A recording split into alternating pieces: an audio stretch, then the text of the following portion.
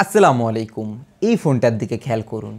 48 মেগাপিক্সেলের ক্যামেরা তো একদমই প্রপার গ্রেট লুকিং ডিজাইনের সাথে দারুণ ক্যামেরা, যেই ধরনের ক্যামেরা কিনা আমরা এই বাজেট ক্যাটাগরির মধ্যে, বিশেষ করে আন্ডার 20K বাজেটের মধ্যে 2019 সালের মধ্যে আমরা এই ধরনের ভালো ভালো ক্যামেরা পেতাম। সেই ক্যামেরাওয়ালা ফোন, ভালো ডিসপ্লের সাথেও আসছে এই ধরনের একটা ফোন।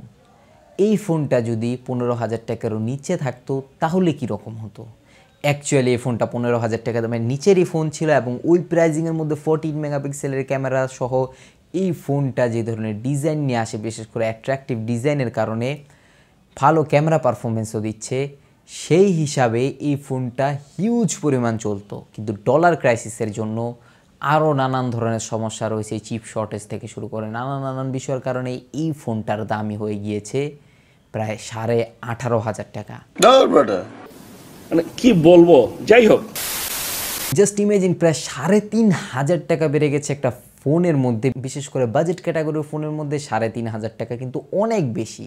এটা ফ্ল্যাগশিপ ক্যাটাগরির ফোনের মধ্যে 5-10 হাজার বাড়লে তেমন বেশি একটা প্রবলেম হয় না, কিন্তু বাজেট ক্যাটাগরির ফোনগুলো 1 লাফে হয়তো বা 1,000-2,000 বাড়তে পারে, কিন্তু এত বেশি পরিমাণ বাড়াটা একদমই মানানসই না। বিষয়টা এরকম না যে এটা 15,000 টাকায় লঞ্চ হয়েছিল, তারা পরবর্তীতে প্রাইস বৃদ্ধি করেছে, আমরা নার্জো 50 কিংবা রেডমি নোট 11-এর মধ্যে যেরকম দেখেছি, ব্যাপারটা এরকম না। কিন্তু এই ফোনটা অ্যাকচুয়ালি স্পেক সহ দেখলে আসা উচিত ছিল 15,000, হাইস্ট গেলে 16,000-এ থাকতো টেকনোর মতেও। কিন্তু টেকনো এই ডলার ক্রাইসিসের কারণে, আরও নানান প্রবলেমের কারণে এই ফোনটার প্রাইস তেমন একটা ভ্যালু ফর মানি ডিভাইসের কাতারে রাখতেই পারেনি। বাট রিকোয়েস্ট থাকবে, এই সমস্যাগুলো অ্যাকচুয়ালি টেম্পোরারি সমস্যা। পরবর্তীতে এই সমস্যা চলে যাওয়ার পর এই ফোনগুলোর প্রাইসিং একটু হলেও কমিয়ে নিয়ে আসবেন অ্যারাউন্ড 15-14,000 কিংবা 16,000 টাকার আশেপাশে, তাহলে অ্যাকচুয়াল ভ্যালু ফর মানি ডিভাইসের কাতারে এই ফোনগুলোকে রাখা যেত। কথা কি ক্লিয়ার না ভেজাল আছে?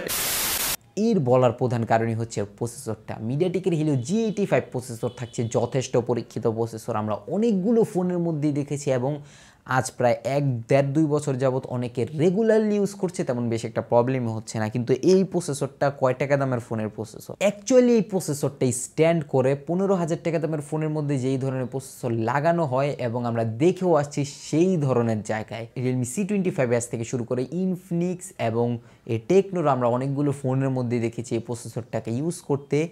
সেই ক্ষেত্রে গিয়ে যদি এই ফোনটা 15,000 টাকায় আসতো তাহলে তো এটা সুপার ডুপার ডিল থাকতো। তারপর 18,000 টাকার মধ্যে এখন চয়েস নেই ভালো ক্যামেরাওয়ালা ফোন, বিশেষ করে অফিসিয়ালি আমি রেকমেন্ড করব ভিভোর কিছু ফোন রয়েছে ওইগুলোকে পারচেস করুন, কিংবা ওপ্পোর ফোনকেও পারচেস করতে পারেন স্টিল ক্যামেরার দিক দিয়ে। বাট ভিডিওগ্রাফি কিংবা ক্যামেরার দিক দিয়ে এখনকার দিনে রেকমেন্ডেড প্রোডাক্টই থাকছে না, তারপরে এই ফোনটাকে রেকমেন্ড করতেই হচ্ছে 48 মেগাপিক্সেলের ক্যামেরার কারণে।